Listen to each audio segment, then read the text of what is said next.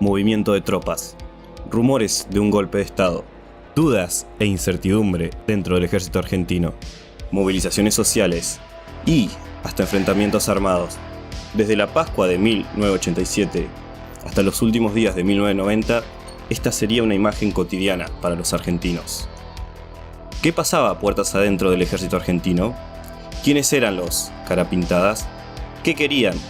¿Y por qué se levantaron en 4 ocasiones contra la autoridad de su institución?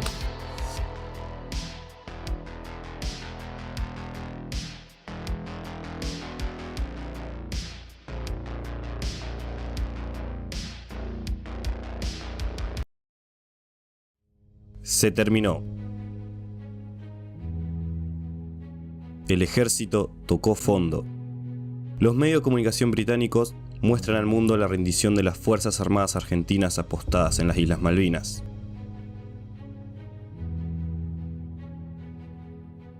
El ejército argentino, uno de los más modernos y poderosos de Hispanoamérica, se encontraba humillado. Los deseos de soberanía del Atlántico Sur se desvanecían con su derrota en la fría turba marinera. ¿Pero qué había pasado? ¿Por qué se dejó lo mejor que tenía el ejército en el continente? ¿De verdad no se esperaba una contraofensiva militar británica? Pero por sobre todas estas preguntas, había una que hacía más ruido en el pensamiento de la oficialidad media que derramó sangre en Malvinas. ¿Por qué acatar órdenes de quienes nos llevaron a la derrota y a la humillación desde sus cómodos sillones en Buenos Aires? 1983. Se llaman a elecciones en Argentina. La junta militar cae por el peso de sus propios errores. Una gran crisis económica, malestar social, reclamos de justicia por la guerra sucia de los 70 y, para coronar, una guerra perdida. El orgullo de una nación destruido. Ser militar o vestir un uniforme había pasado a ser motivos de insulto o vergüenza por parte de la sociedad argentina. Nuestros futuros protagonistas regresaron de luchar en Malvinas y se encontraron con este panorama de crisis en el ejército argentino. Escondidos con vergüenza por la institución, se encontraron puertas adentro en un proceso de desmalvinización por parte de los generales que parecía tener como objetivo el echarles la culpa a ellos de la derrota. La Escuela de Infantería, casa de la compañía de comandos que había actuado en Malvinas con valor, fue uno de los lugares donde surgió con más vigor esta preocupación y resentimiento. La derrota militar de Malvinas generó un hecho único en Latinoamérica. La dictadura al poder se retiraba, pero sin ningún poder de negociación frente al gobierno democrático que la reemplazaría. Vinieron a decirnos que traían la paz y nos metieron en la guerra y en una represión atroz e ilegal. Inmediatamente iniciado el gobierno del presidente Raúl Alfonsín, mediante el decreto 158-83, se da el inicio a las causas judiciales contra las 3 primeras juntas militares del proceso de reorganización nacional. El gasto militar se redujo drásticamente del 4,39% del PBI en 1983 a un 2,84% en 1985. Los aires habían cambiado. Por más que al interior del ejército muchos mandos no supieran comprender los cambios de autoridad, ni advertir el cambio de la cultura política y el derrumbe de su imagen moral frente a la sociedad. Oficiales y suboficiales se resistían a ser citados, a compadecer ante la justicia por los hechos de la lucha antisubversiva. La política del gobierno de Alfonsín era percibida por muchos de ellos como antimilitar. Parecía querer la destrucción del aparato militar argentino, con el apoyo, claro está, de los altos mandos quienes habían pactado con este. Nuestros protagonistas se preguntaban, ¿hasta cuándo se podía permitir esto? Había que defender el honor de su golpeada institución. Había que negociar con los sables sobre la mesa, como lo hicieron sus antepasados de la política militar. Durante las Pascuas del 1987, el mayor Ernesto Barreiro, un elemento de la inteligencia militar con participación activa en la represión al movimiento obrero en Córdoba durante la última dictadura, se negó a prestar declaración ante la Cámara Federal de Córdoba en relación a cargos en su contra de tortura y asesinato. La autoridad militar arrestó a Barreiro. A petición del juez competente, se lo confinó en el Regimiento de Infantería Aerotransportada 14 del Tercer Cuerpo del Ejército, en la provincia de Córdoba. Cuando la policía intentó hacerse cargo de Barreiro, el personal del cuartel se amotinó, exigiendo el cese de los juicios. Había empezado. Otras dependencias militares se sumaron a la acción, en especial las tropas al mando del teniente coronel Aldo Rico. En ese momento, era quien estaba al mando del Regimiento de Infantería 18 de San Javier. Estos se acantonaron en la Escuela de Infantería Militar en Campo de Mayo. Al estallar la Guerra de Malvinas, Rico fue quien propuso al jefe del Estado Mayor la creación de una compañía de comandos, naciendo así la Compañía de Comandos 602, de la cual él sería líder y guiaría en varias operaciones de combate contra fuerzas especiales británicas. Hay autores que hasta sostienen que Rico propuso a Muhammad Ali Zainuddin, junto a la Compañía de Comandos, derrocar al gobernador militar de las Islas Malvinas, Mario Benjamín Menéndez, durante los últimos días de la guerra, y otros describen una versión opuesta o lo ven como simple ficción. Los reclamos de los sublevados incluían la destitución del jefe del ejército y la exigencia de una solución política para los juicios a los represores del proceso. Estos militares aparecían ante las cámaras de televisión portando armas y con los rostros pintados con betún. Este distintivo fue lo que le dio el origen a la denominación cara pintada.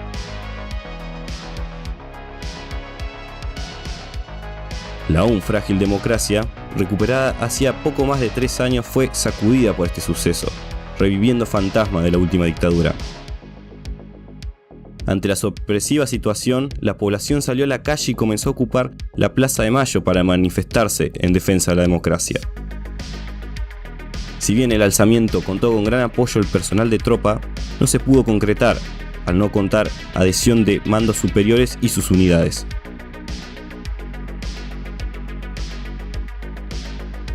Aún así, la actitud del resto de las Fuerzas Armadas fue unánime. Alfonsín no contó con la subordinación necesaria entre la tropa para sofocar militarmente a los carapintadas. Tropas del segundo cuerpo de ejército se están acercando de esta manera a Campo de Mayo en cumplimiento del deber, en cumplimiento de la ley, precisamente en cumplimiento de lo que nuestra Constitución dictamina. Queremos saber con qué instrucciones viene. Vamos a Campo de Mayo. ¿Con qué instrucciones? No sé, no las tengo todavía. ¿Todavía no ha recibido? ¿Todavía no ha recibido No ninguna? tengo, no. ¿Con cuántos tengo hombres se está desplazando? Y alrededor de 60 más o menos. ¿Vienen más? No sabría decir. ¿Esto significa, señor, que han reducido a los sediciosos? Tengan fe. Señor, ¿esto significa que han reducido a los sediciosos? No sé, mire, no sé porque sé que hay tratativas en ese sentido, porque por sobre todas las cosas, ustedes supieron que la intención era no derramamiento de sangre. Creo que sí. ¿Usted piensa que hoy podría terminar con esta situación? No tengo la bola mágica, discúlpeme. El domingo, 19 de abril de 1987, después de 4 días de tensión por el levantamiento, el presidente Raúl Alfonsín salió al balcón de la Casa Rosada. Los hombres amotinados han depuesto su actitud.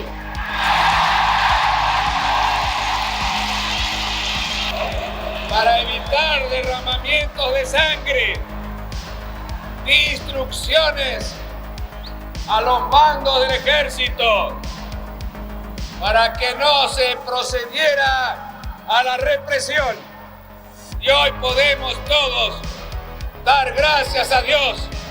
La casa está en orden y no hay sangre en la Argentina. El presidente había negociado con Rico. Se acordó que la responsabilidad del levantamiento cayera sobre este.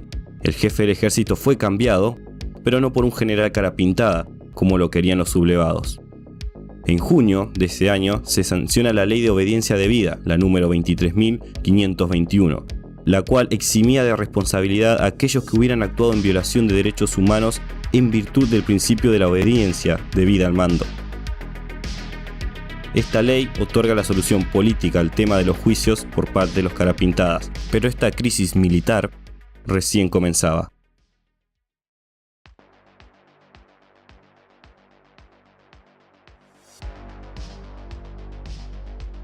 Después de rendirse durante el primer levantamiento, Aldo Rico había sido juzgado dentro del fuero militar y estaba detenido en la escuela de suboficiales de Campo de Mayo. El 30 de diciembre de 1987 se le otorgó la prisión domiciliaria, pero la condición era que Rico pasara a retiro. Este se negó y escapó. ¿Qué pretendía Rico? El 16 de enero se supo del acuartelamiento de Aldo Rico en el Regimiento de Infantería 4 de Montecaseros. La opinión pública temía un golpe de Estado y el pueblo volvía a salir a las calles, como en Semana Santa. Pero Rico buscaba otra cosa. Él quería volcar a su favor una puja interna que su sector mantenía con el general Dante Caridi, el que quería desplazar para reemplazarlo por el general Fausto González. En el anterior levantamiento habían logrado la extorsión de la obediencia debida y habían conseguido la eyección del jefe del ejército, pero sin poner al general al que ellos querían. Este problema no es un problema de poder de fuego. Recuerden que en Semana Santa no teníamos mucho menor poder de fuego que tenemos ahora. Pero desgraciadamente la desmesura y la poca seriedad y la responsabilidad con que el Estado Mayor está tratando este tema le va a traer consecuencias al gobierno. Les recuerdo que el presidente está a punto de salir en un viaje a Suecia, un viaje que está profundamente influenciado por el tema de los derechos humanos, y lo va a hacer con un ejército que está dividido y próximo a combatir.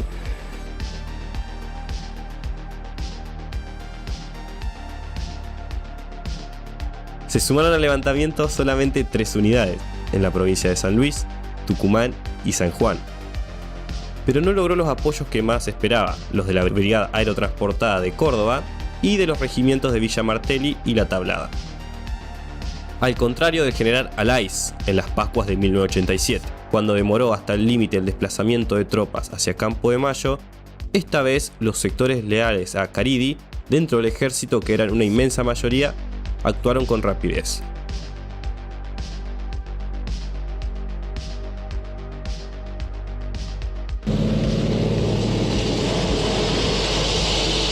Son las 6:05 de la mañana y estamos desplazándonos por la autopista Richieri con los tanques blindados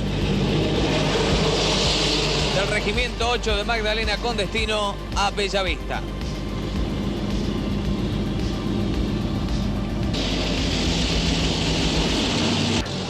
Las 8 de la mañana y las unidades tanque del Regimiento 8 de Magdalena están ingresando aquí al Colegio Militar.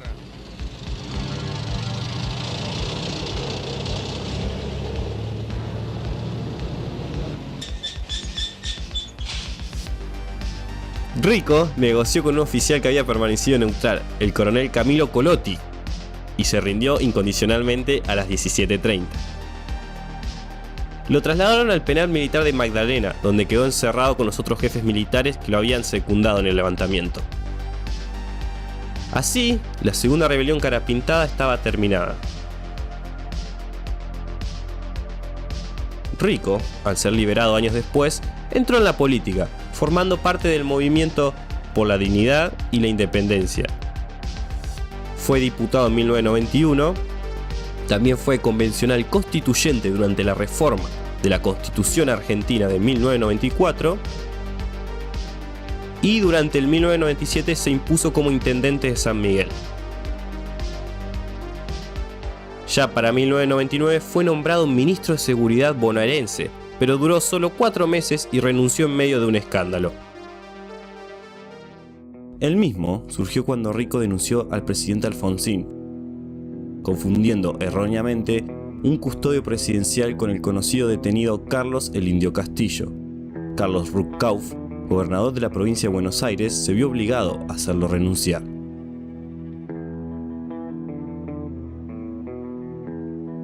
Así, terminaban los primeros 2 levantamientos carapintadas. La ruptura puertas adentro del ejército era clara. Mientras que en el primer levantamiento se buscó la remoción de la cúpula del ejército y se demandó una solución política a los juicios contra los militares en actividad, el cual consiguieron con la ley de obediencia debida al mando. En el segundo, se buscaba provocar un hecho político de magnitud que posicionara al sector carapintada en mejores condiciones para la lucha interna que libraban contra los altos mandos del ejército. Pero la figura de Rico no sería suficiente y fracasaría. Esta tensión puertas adentro de la institución castrense no terminaría aquí.